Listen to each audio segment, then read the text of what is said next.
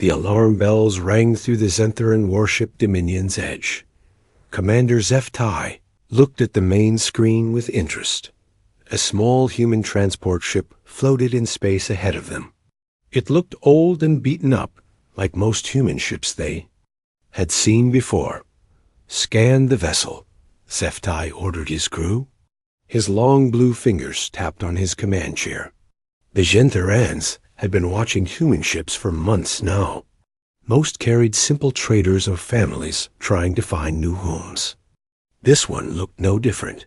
The scanner officer turned toward him. "Sir, the ship has 12 humans aboard. No heavy weapons detected. Standard cargo hold filled with basic supplies." Zeftai nodded. Another boring catch. The Empire needed information about human military operations, not more civilian refugees. Still, orders were orders. Every human ship had to be checked. "Send a boarding party," he commanded. "Bring the humans here for questioning." 20 minutes later, the boarding party returned with 12 humans. Zeftai studied them with growing confusion. These humans looked nothing like the military prisoners he had seen before. No uniforms, no weapons, no signs of training at all. The first human was a man who looked about 30 years old. He wore blue pants called jeans and an old red shirt with buttons. A worn baseball cap sat on his brown hair. He seemed relaxed, almost bored. His name tag read Jake Martinez.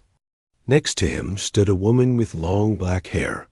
She wore simple brown boots, dark pants, and a green sweater. She looked around the ship like she was visiting a museum.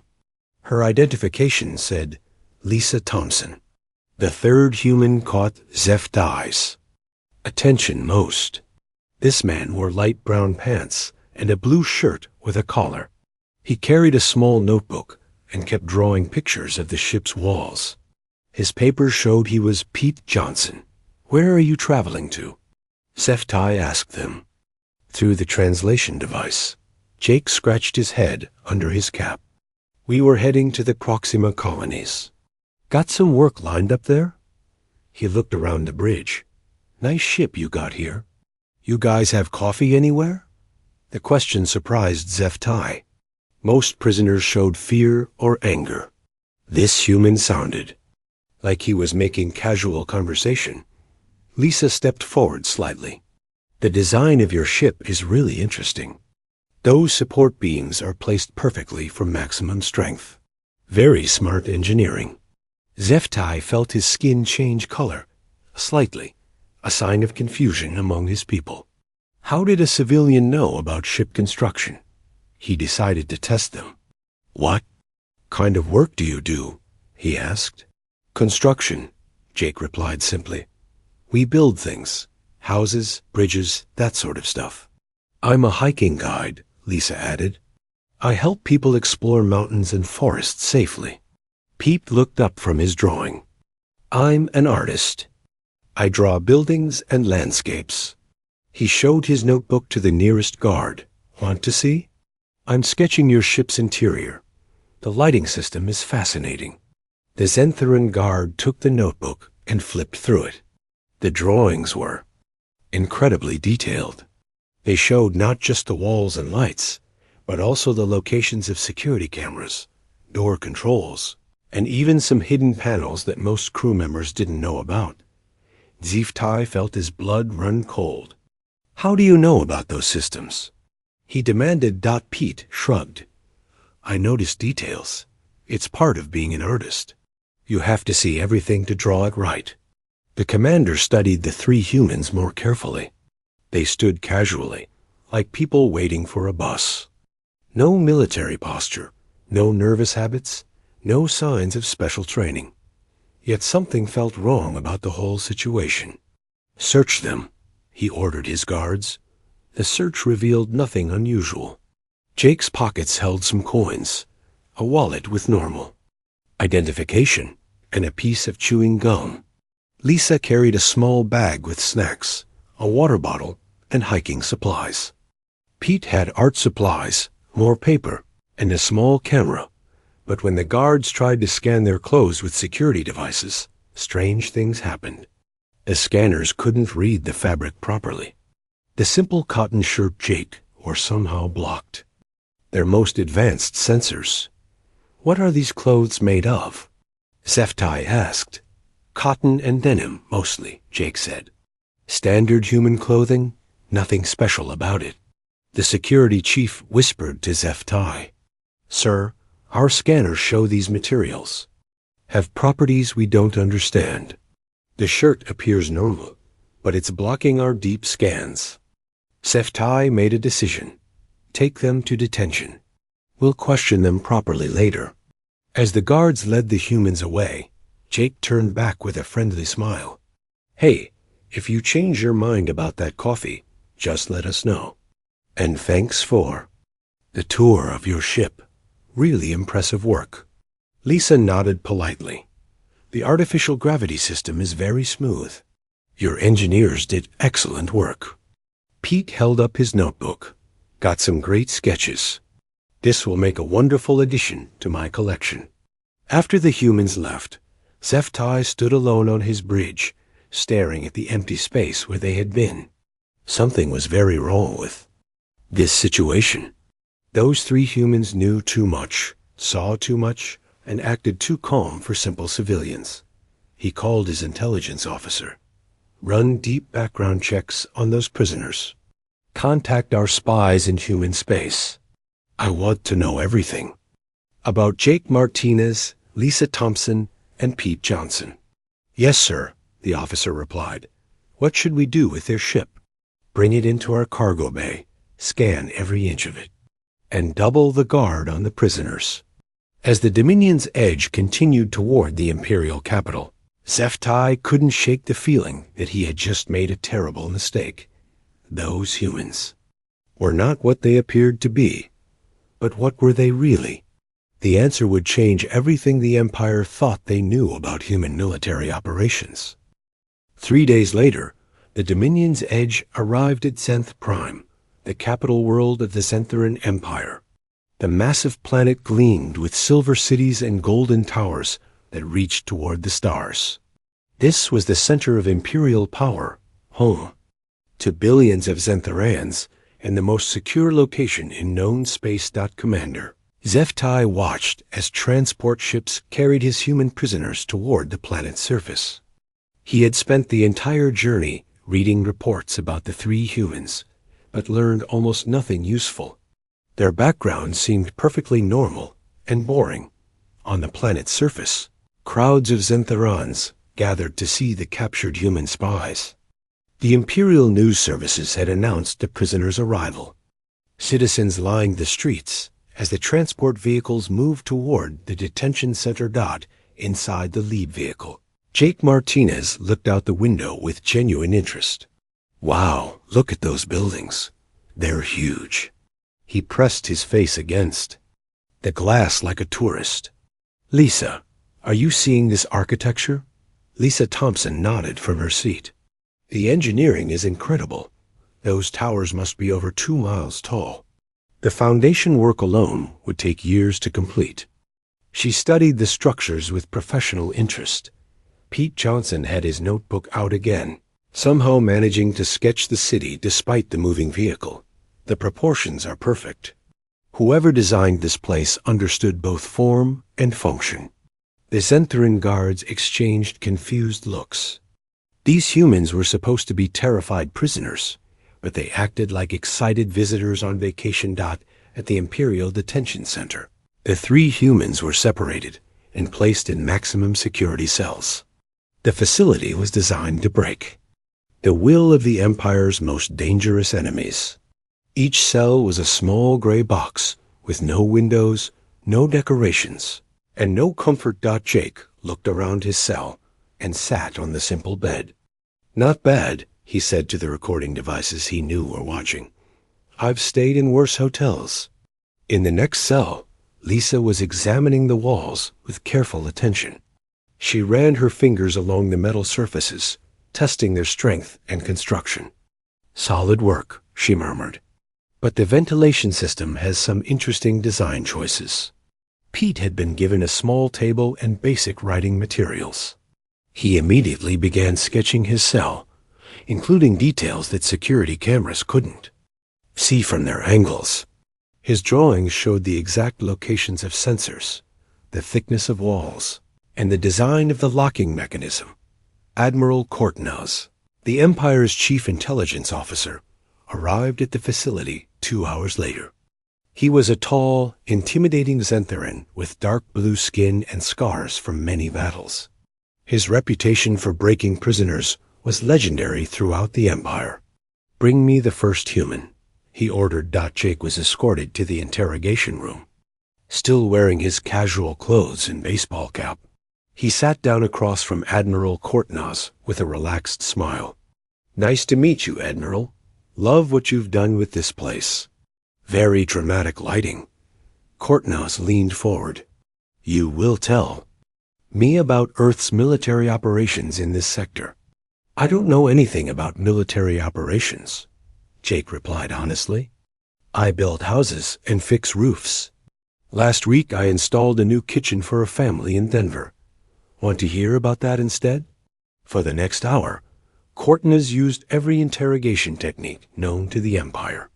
He threatened Jake, offered him rewards, used psychological pressure, and even tried pain inducers. Nothing worked. Jake remained friendly and talkative, but only about completely harmless topics. "The weather on Earth has been really nice lately," Jake said during a break in questioning. "Perfect for outdoor construction work. Though I heard there might be rain next week in the Pacific Northwest." Kortnaz felt his patience disappearing. He tried questioning Lisa next, with similar results. She cheerfully discussed hiking trails, mountain climbing techniques, and the best types of boots for different terrain. Nothing useful for military intelligence. "The key to good hiking," Lisa explained, "is understanding the environment around you. You have to notice everything: the weather, the ground conditions, the local wildlife. Survival depends on careful observation." When Kortnaz tried to question Pete, the young man offered to draw his portrait. "You have really interesting facial structure," Pete said, studying the Admiral with an artist's eye. "The bone structure around your eyes is fascinating. Is that common for your species?" After 6 hours of questioning, Kortnaz had learned nothing except that humans, apparently, loved to talk about boring daily activities. He ordered his scientists to examine the human's clothing more carefully. Dr. Valthara, the Empire's leading expert on alien technology, took charge of the analysis. She had never seen materials like these before. Jake's simple cotton shirt contained fibers that her instruments couldn't identify. The baseball cap appeared to be normal cloth, but it reflected sensor scans in impossible ways. "This is not ordinary clothing," she reported to Kortnaz. "These materials are more advanced than anything in our military." Yet they look completely normal to the naked eye. Lisa's hiking boots proved even more mysterious. They appeared to be standard leather and rubber, but testing revealed complex internal structures. The boots somehow contained power sources, computer systems, and devices that Dr. Valthara couldn't begin to understand. Pete's notebook was the strangest discovery. The paper looked normal, but it responded to his touch in ways that suggested advanced nanotechnology. When he drew on it, the paper seemed to enhance his artistic abilities, providing him with information about whatever he was sketching. "These humans are not what they seem," Dr. Valthara concluded. "Their technology is far beyond our understanding, yet they show no signs of military training or hostile intentions." Kortnaz reviewed the situation with growing concern. In 3 days of interrogation, the humans had revealed nothing of value. Yet they clearly possessed advanced technology and detailed knowledge of Imperial systems. They were either the most sophisticated spies ever captured, or something entirely different. "Double the security," he ordered, "and bring in our best Zenop psychologists. I want to understand what we're dealing with." Meanwhile, in their cells, The three humans continued their casual behavior. Jake had started doing push-ups to stay in shape. Lisa was meditating, a practice she claimed helped her stay calm during difficult hikes. Pete was still drawing, his notebook now filled with incredibly detailed maps of the entire detention facility. None of them seemed worried about their situation.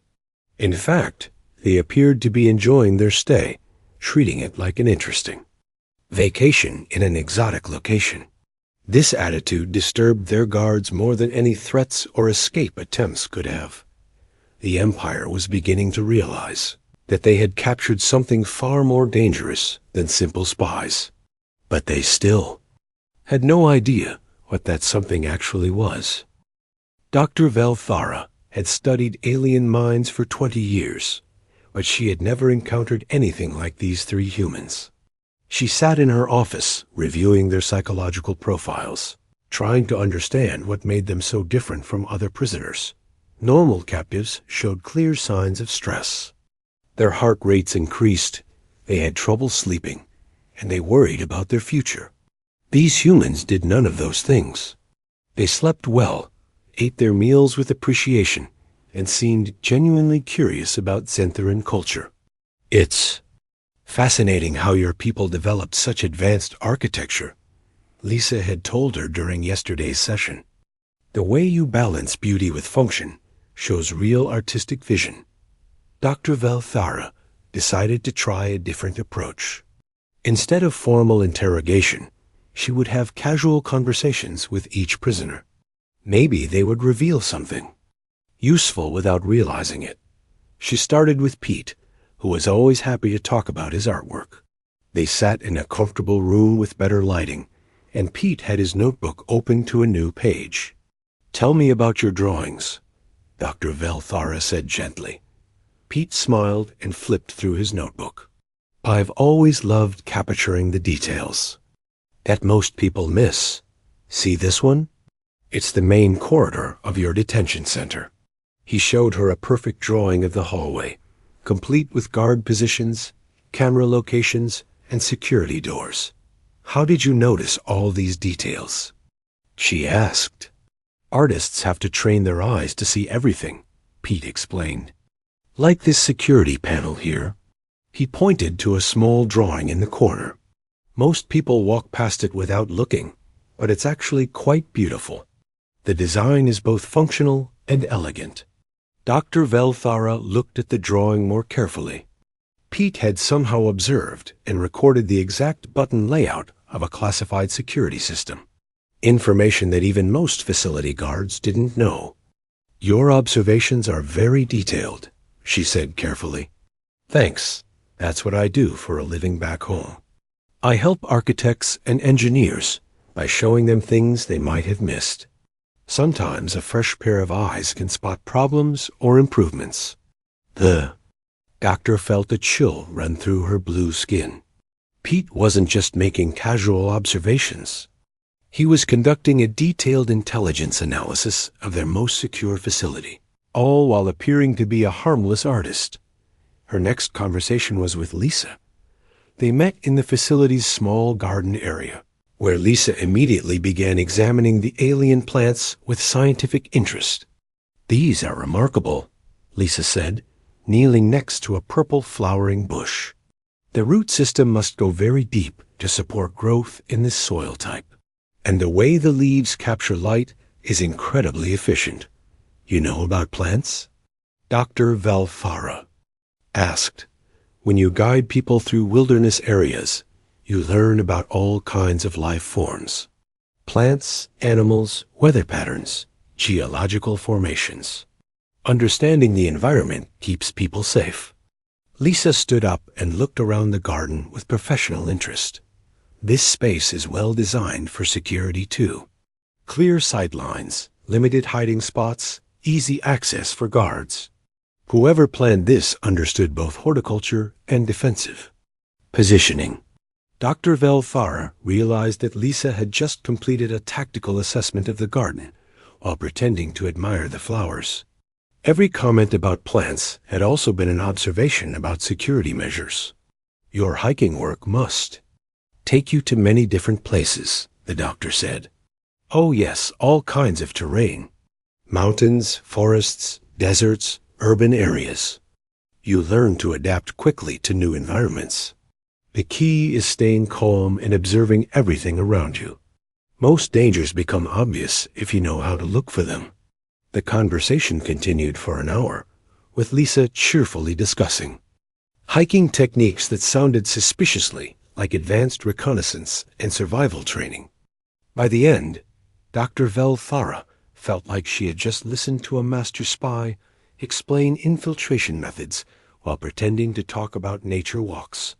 Her final conversation was with Jake, who was doing maintenance work in his cell when she arrived.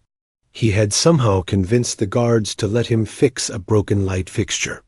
There we go, Jake said, climbing down from a small ladder. Just needed a new connection. These old systems just need a little attention to keep working properly. You seem to understand our technology, Dr. Velthara observed. Jake shrugged. Basic electrical work is pretty much the same everywhere. Circuits, connections, power flow. The principles don't change much between species. He gestured toward the light fixture. Though I have to say, your power distribution system is really clever. Much more efficient than what most people would expect. Dr. Velthara looked at the light more carefully. Jake had not only fixed it, but had somehow improved its efficiency while gaining access to the building's power grid. A maintenance task had become an intelligence-gathering operation. How do you know so much about our systems? She asked directly. When you work construction, you see all kinds of different approaches to solving problems. Humans, aliens, doesn't matter. Good engineering follows the same basic rules. You just have to pay attention to how things are put together. That evening, Dr. Velthara met with Admiral Kortnaz to share her findings. The news was disturbing. These humans are not simple civilians, she reported. They are highly trained. Operatives conducting detailed intelligence operations while maintaining perfect cover identities. Kortnaz leaned back in his chair. What kind of training could produce such perfect deception? That's what worries me most, Dr. Velthara replied. I don't think it's deception at all. I believe they really are a construction worker, a hiking guide, and an artist. But they're also something else entirely. She activated a holographic display showing her analysis. Look at their behavior patterns. They show genuine interest in their civilian activities. Their knowledge is real, there. Skills are authentic. Their personalities are completely natural. But they're simultaneously conducting military-level intelligence gathering. How is that possible? I think Earth has created something unprecedented. They've trained operatives who genuinely live civilian lives while possessing advanced military capabilities. These aren't soldiers pretending to be civilians. They're civilians who happen to be incredibly dangerous. Kortnaz studied the data with growing alarm. If this is true, then how many of these dual-purpose humans exist? Unknown. But consider this. Every human we've encountered who seemed like a harmless civilian could potentially be an operative. The merchant who asked too many questions about our trade routes. The refugee who knew details about our evacuation procedures. The tourist who was interested in our defensive systems. The admiral felt his blood run cold.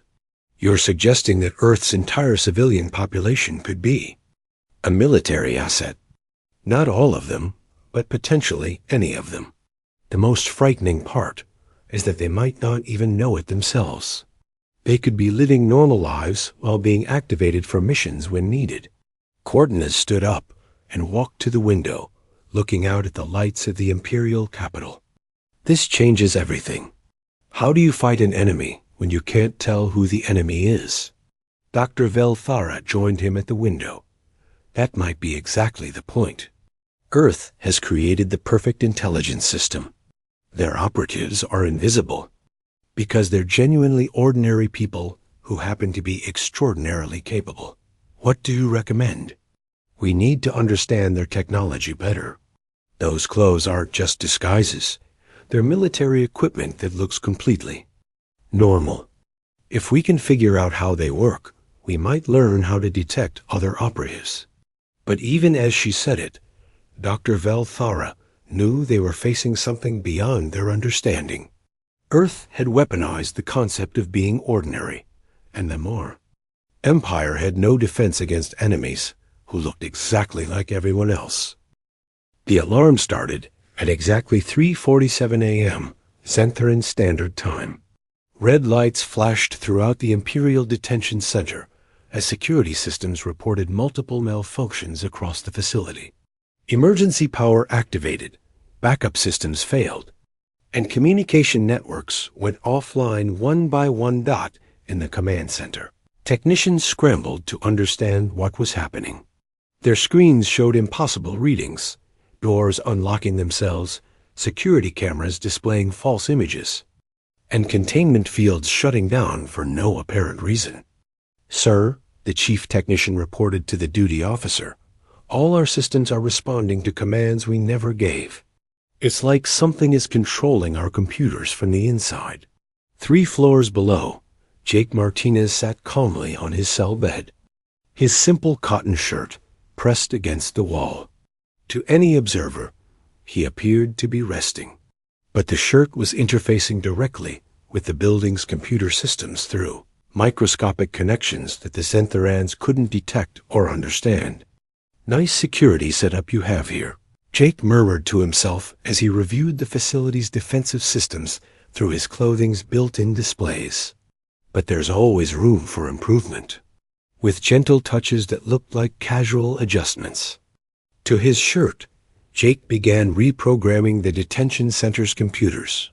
He didn't destroy anything or cause permanent damage. Instead, he simply convinced the systems that he and his friends were authorized personnel who needed to be released immediately. In the next cell, Lisa Thompson was making her own preparations. She stood up and touched her hiking boots to the floor in a specific pattern. The boots began generating a localized gravity field, allowing her to walk up the wall of her cell as easily as walking on flat ground. She examined the ceiling with professional interest. "Solid construction," she noted approvingly. But they didn't account for someone who could ignore gravity. Lisa's boots let her walk across the ceiling to reach the ventilation system. She removed a grate with tools that emerged from her belt, tools that had looked like simple hiking equipment to her captors. Within minutes, she had accessed the building's air circulation network. Meanwhile, Pete Johnson was having a conversation with his notebook. To the security cameras, it looked like he was talking to himself while drawing. In reality, he was communicating with an advanced artificial intelligence built into the paper itself. "Show me the complete building layout," he whispered to the notebook. The paper responded by displaying detailed blueprints that Pete traced with his pencil. But these weren't just architectural drawings. They were tactical maps showing guard positions, patrol routes, sensor locations, and optimal escape paths. Information that the notebook had gathered by analyzing sound patterns, electromagnetic signatures, and structural vibrations. "Thanks," Pete said to his notebook. "Now show me how to reach the main communication array."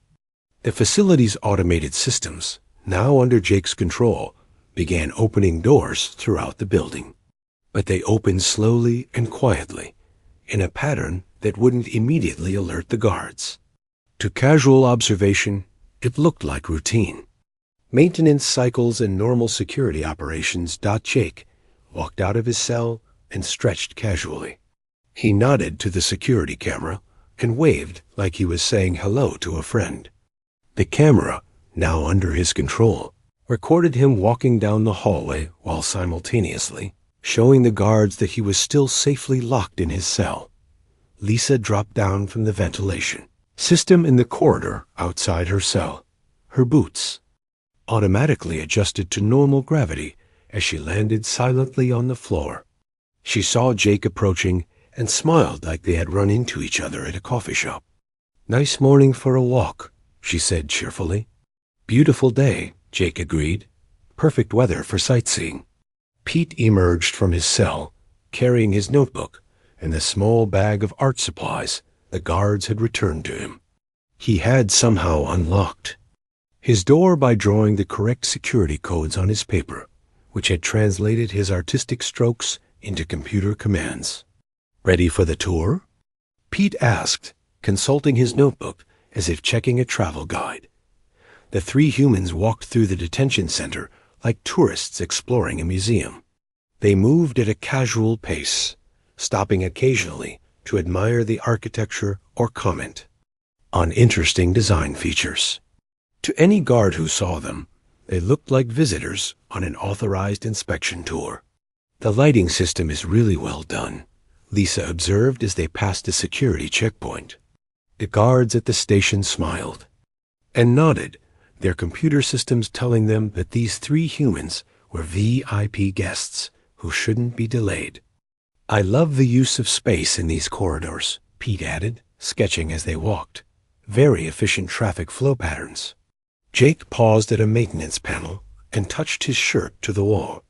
The power distribution is impressive too. Whoever designed this place knew what they were doing. As they progressed deeper into the facility, alarms continued sounding behind them. But the alerts were always about different areas. Maintenance problems, routine system checks, scheduled equipment. Tests. Nothing that would suggest a prison break in progress. The escape route Pete's notebook had calculated took them through the facility's central hub, past the main command center where Admiral Courtenaz was frantically trying to understand the system failures. The three humans walked past the glass windows of the command center, visible to everyone inside. Jake waved politely to the Admiral. Lisa smiled and gave a small bow of respect.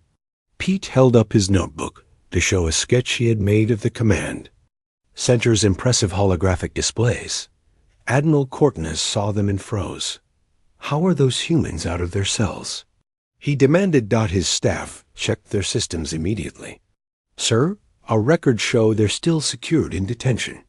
The cameras confirm they're in their cells right now. Courtenaz looked back through the window, but the humans had continued walking and were no longer visible. Find them immediately. But finding the humans proved impossible. Every security system reported different locations for them. Cameras showed them in 12 different places at once.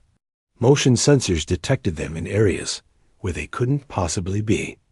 The facility's computers had been convinced the three humans were simultaneously everywhere and nowhere. The humans reached the facility's communication array, a restricted area that should have required maximum security clearance. Pete consulted his notebook one final time and drew a complex pattern on one of the pages. The paper transformed into a sophisticated communication device that connected directly to Earth's intelligence network. This is Tourist Team calling home office, Jake said casually into the device. We've completed our sightseeing tour and are ready for pickup. Confirmed, Tourist Team, came the reply. Transport is en route.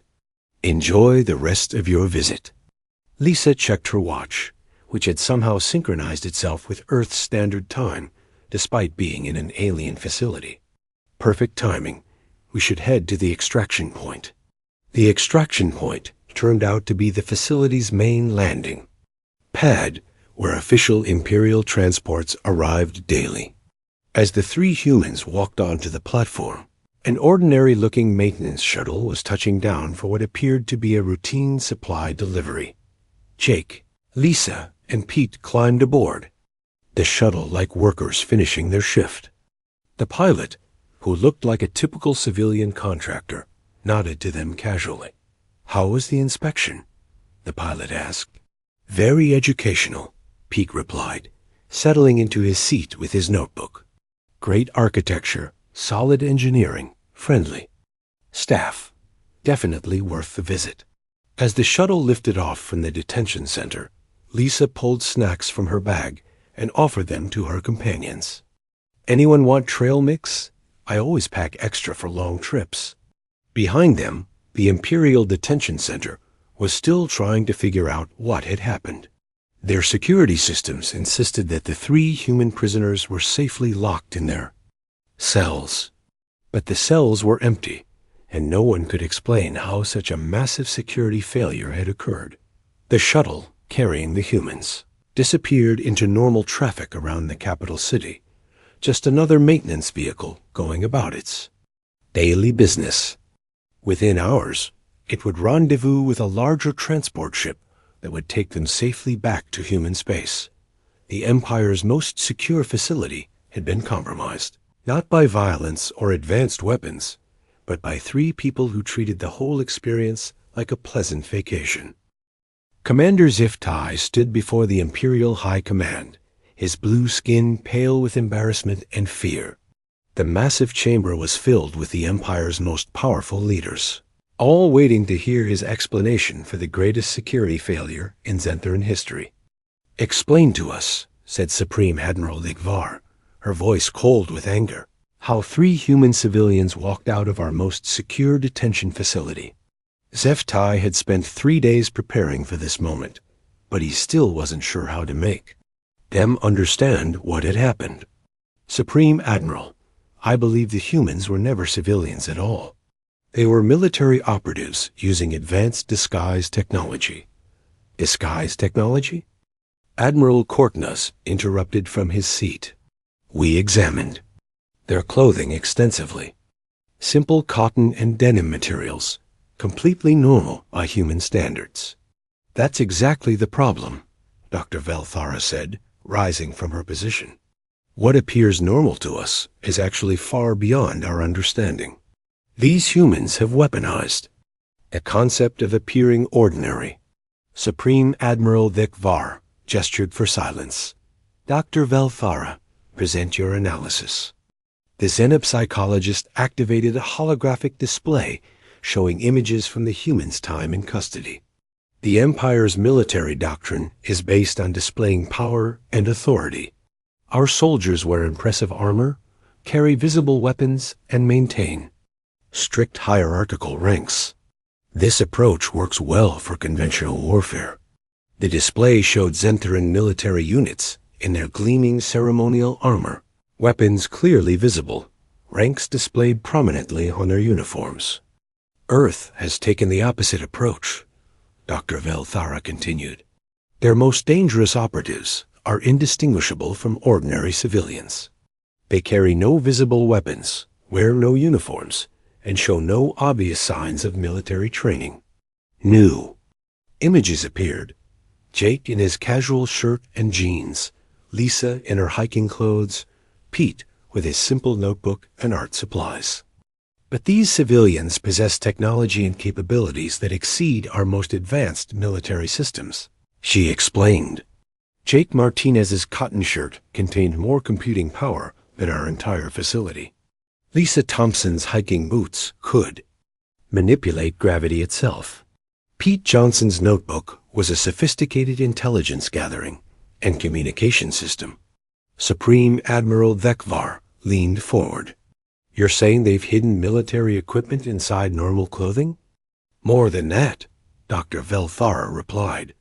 "They've created a system where being ordinary is a weapon. Their operatives don't just look like civilians. They are civilians who happen to possess extraordinary capabilities."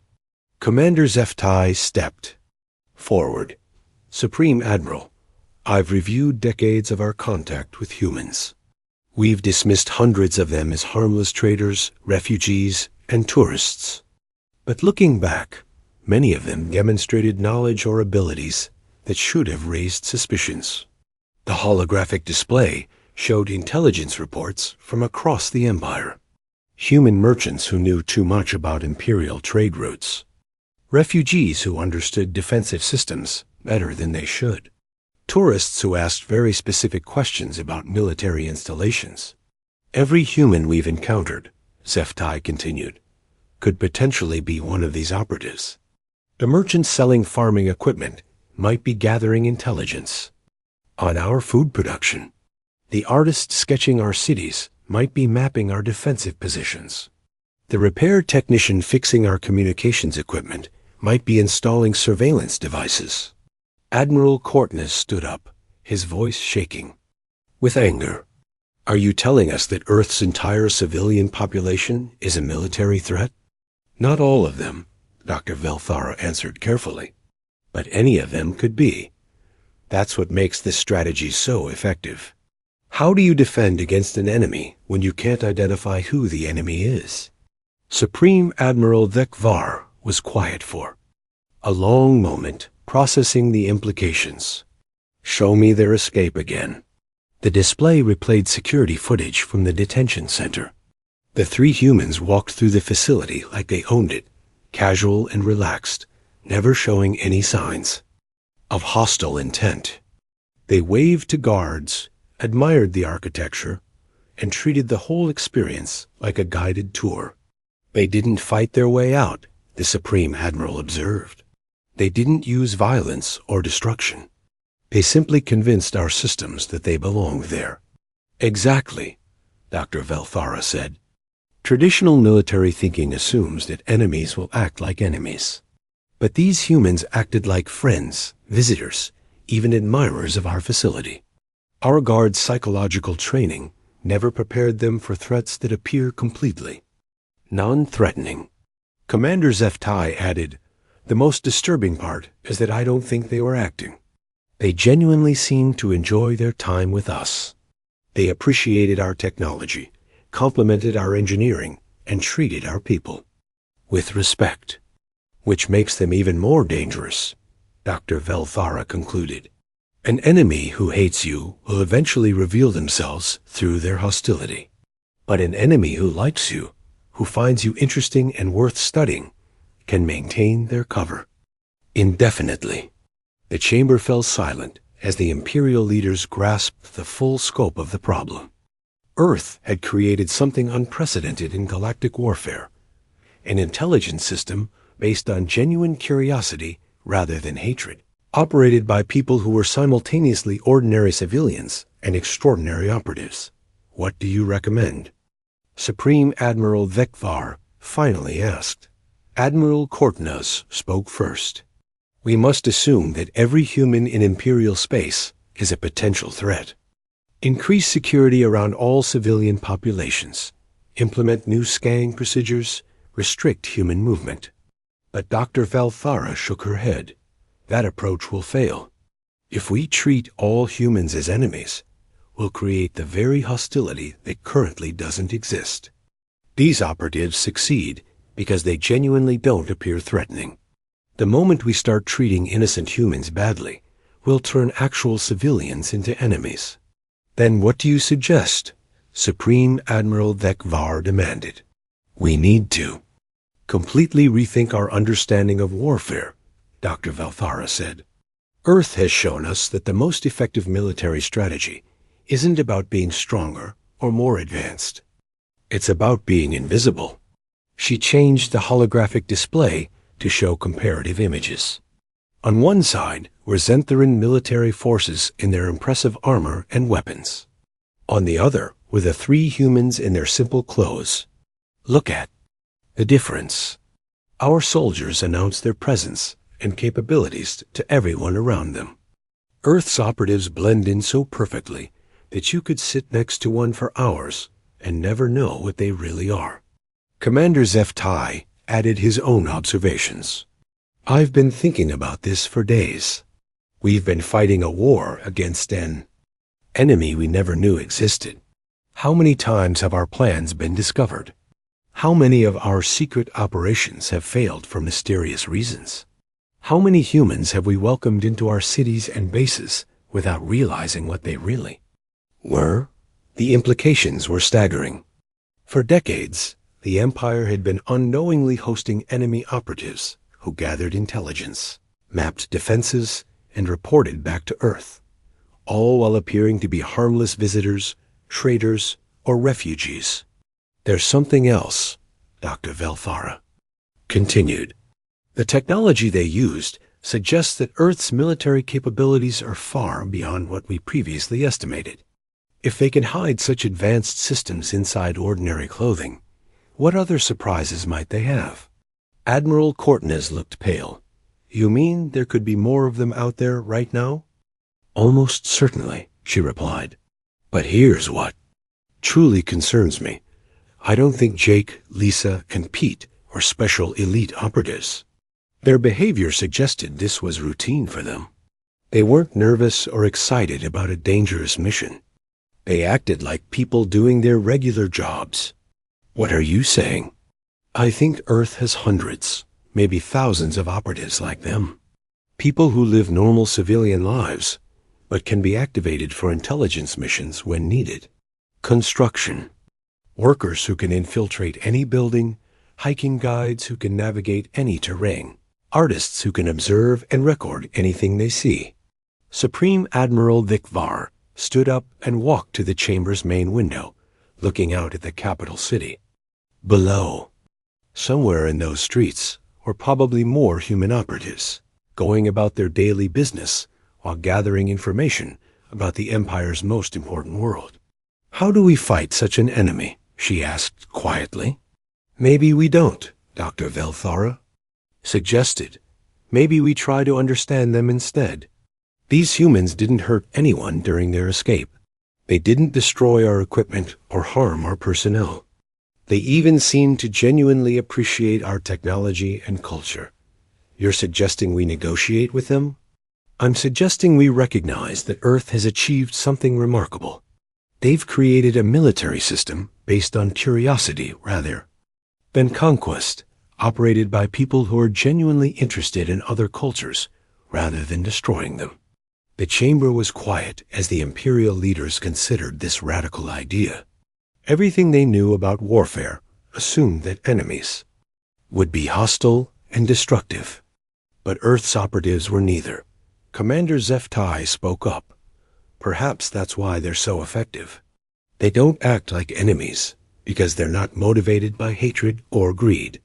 They're motivated by curiosity and the desire to understand us. Why?